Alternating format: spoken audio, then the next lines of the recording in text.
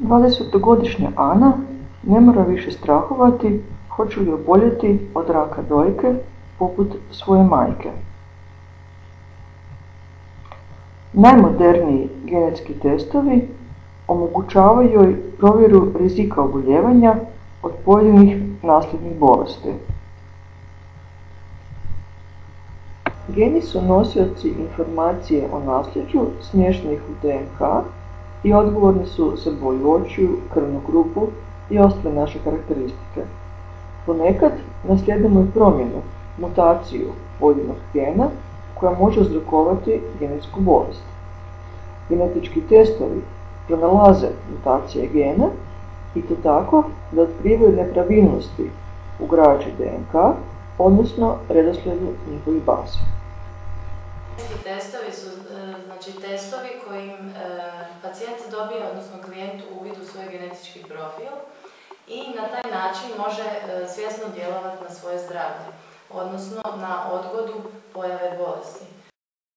Testovi za žene koji se mogu raditi odnose se recimo na najveće probleme u ženskoj populaciji, to su rak dojke, rak vrata maternice, rak jajnika, zatim možemo raditi za kardiovaskularne bolesti, duboka venska tromboza koja je isto jako zastupljena. Što se muškaraca tiče, znači rak prostate, isto kardiovaskularne bolesti, krvožilni sustav, muška neplodnost, recimo što isto zna se često događati, cistična fibroza, isto je jedan od uzroka potencijalnih neplodnosti. I ono što bih još htjela naglasiti, kod nas možete napraviti DNK utvrđivanje očinstva. Znači, testovi se svi rade jedanput u životu jer je to dovoljno, ne treba ih više puta ponavljati.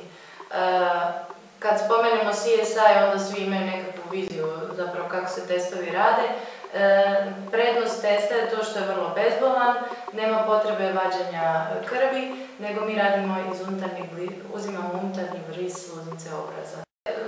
Ono što je bitno prije dolaska na sam bris je da se barem sat vremena prije uzimanja brisa ne konzumiraju sokovi, kava, cigarete, niti hrana i kod male djece zapravo da djeca ne doje.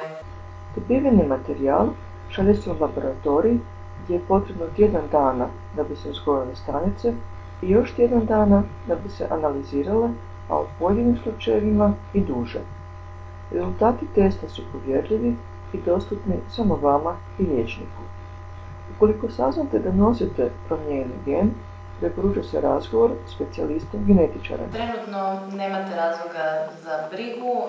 Kod vas u nalazu nismo našli nikakvu mutaciju za gene određene za rak dojke, bez obzira na to što vaša majka ima dijagnosticirano. Međutim, ono što predlažem i preporučam je zapravo da i dalje se redovito kontrolirate i idete na pregled. Zadovoljna rezultatima, Ana je odlučila sljedeći put na provjeru genskih rizika povesti i svog supruga.